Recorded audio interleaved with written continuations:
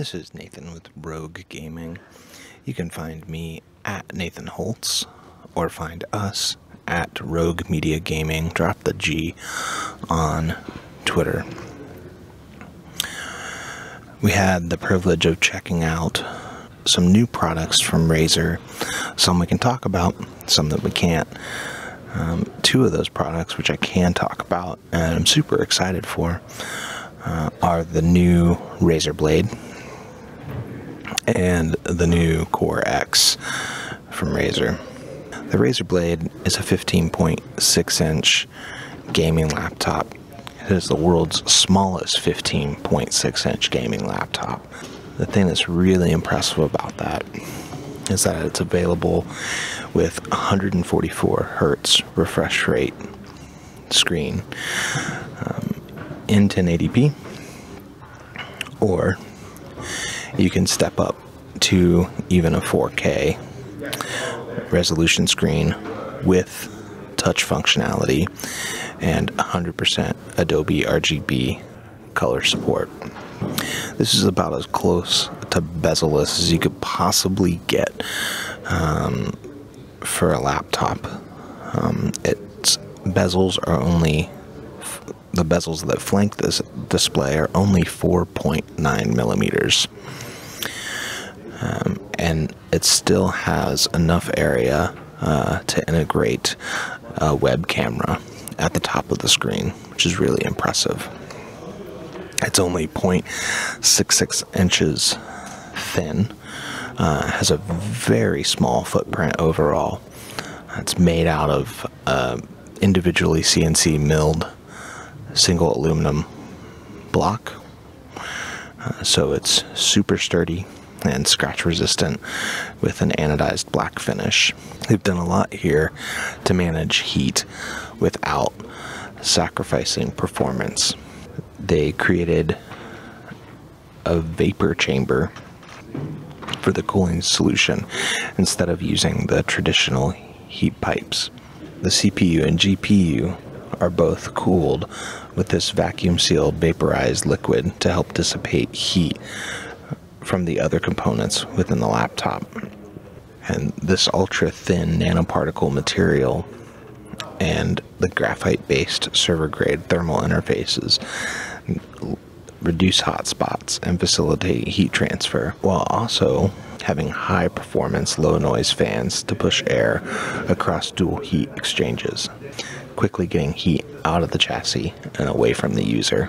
It features the 8th gen Intel Core i8750H and is available with NVIDIA GeForce GTX 10 series graphics. This new Intel 6-core CPU can be boosted up to speeds of 4.1 gigahertz. And you can get either the GeForce GTX 1060 or the GeForce GTX 1070 featuring the Max-Q design for an optimized gaming experience. Razer also includes standard 16 gigabytes of 2667 megahertz dual channel system memory and very fast PCIe SSD storage with configurations up to 512 gigabytes, and support for up to 32 gigabytes of memory and up to 2 terabytes of storage.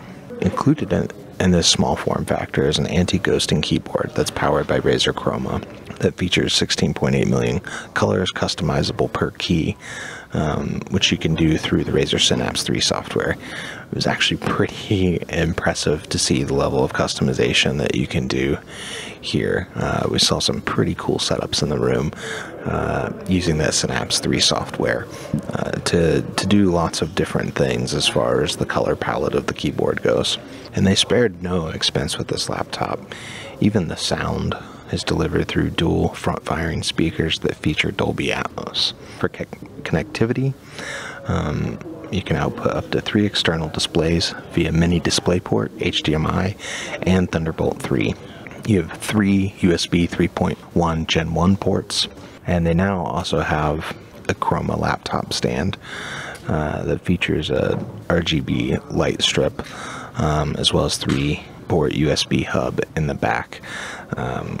If you want the stand when you have it at your desk to give it a little bit of a lift and a more comfortable angle for typing. The Razer Blade gaming laptop starts at $18.99. It is available now from Razer. For more information, you can visit razer.com/blade. So the other thing that they showed us along with the Razer Blade was the Razer Core X. Now, this is the newest generation of their external graphics enclosure. It has an MSRP of $299.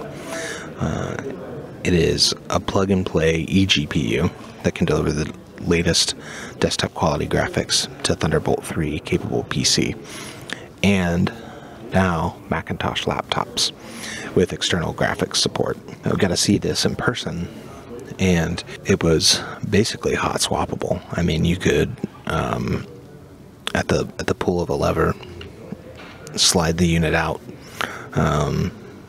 of the enclosure, and it would automatically disconnect from the laptop, or you go to slide the unit back in and it would automatically reconnect to the laptop. You didn't have to do anything fancy, and it all took place in a matter of a few seconds. The unit that we saw there had a GeForce GTX 1080 Ti, and there was plenty of room for that card. And on top of having enough power to support that card, it can also support up to providing 100 watts back to the laptop. The great thing about this is essentially, at the connection of one cable, when you get home, you can turn your laptop from a great portable gaming machine to a gaming beast, or graphic beast, if you're doing video editing, or something that may require a little bit more power than what the 1060 and 1070 Max-Q can provide.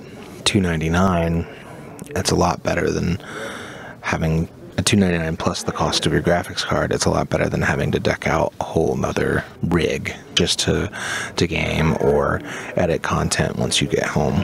One other thing to mention is that the Core X fits up to a 3-slot wide GPU and allows VR-ready performance with graphics cards that are compatible. The Core X is also compatible with the Razer Blade Stealth and the Razer Blade Pro, as well as any devices that have the Thunderbolt 3 with external graphics support. The thing that I personally found most intriguing is just how simple it would be to swap out your graphics card and essentially update your whole desktop setup in the matter of just a couple of minutes. The power supply in the Razer Core X is 650 watts, 500 of which is allocated for your graphics card, and 100 which is charging compatibility with the USB-C Thunderbolt 3 type connection. Of course, the unit is compatible with any laptop that has a Thunderbolt 3 with external graphics card support, but from Razer specifically, it can be used with the Razer Blade Stealth, the Razer Blade 14-inch, the new Razer Blade 15.6-inch, or the Razer Blade Pro 17-inch laptop. One thing we got to check out in person was the 3 different levels of Razer mechanical switches that, normally you wouldn't consider this kind of exciting just to check out switches, but for the first time, Razer is going to be selling their switches to third-party keyboard makers. In addition to that, later this year, they'll be offering their switches so that DIY and homebrew keyboard enthusiasts can pick up switches as well. So the 3 varieties we got to see in person here are the Razer Green switch. This switch is very tactile. and it's got that, distinctive clicky sound that most mechanical keyboard enthusiasts like to feel. A best-in-class gaming and typing performance kind of switch. And then you have the Razer Orange switch. This features a tactile bump and feedback without that audible click. It's essentially the same optimized performance as the green switch with a little less actuation force, providing that quiet gaming experience. And finally, we got to see the Razer Yellow switch, which is an ultra fast actuation of only 1.2 millimeters and quiet for rapid fire key presses and lightning paced gaming.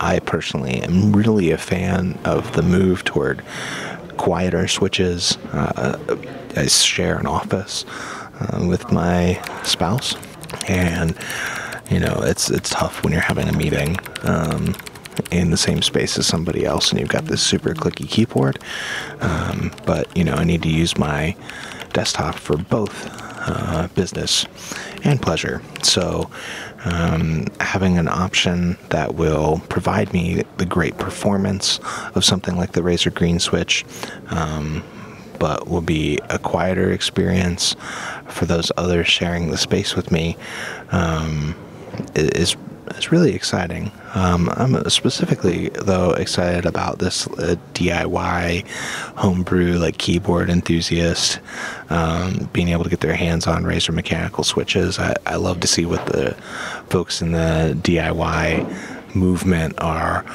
doing. There's almost not a day that goes by that you don't check out somebody's Pinterest board to see what new desk builds are out there, or what new PC builds are out there, or customized options for gaming. Somebody's always doing something really cool. So I'm super excited to see later on this year, as DIYers get their hands on these, what kind of stuff they'll start to create.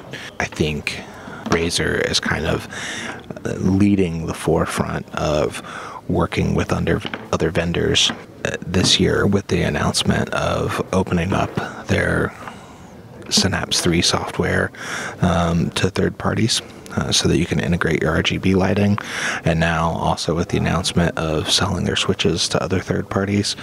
And I'm really appreciative of that, because it allows us to get our hands on, Razer's quality in a lot of different ways, in case there's a very niche kind of thing that somebody's doing, but you want that quality of the Razer switch, or in that RGB realm, where Razer's not doing, fans for your desktop case or whatever, and you want to work with NZXT and have all your Razer stuff synced up with them. It's really nice to see them working with other vendors. I think it's a smart move on their part, and I look forward to what else they're going to be announcing and doing in the coming months and year.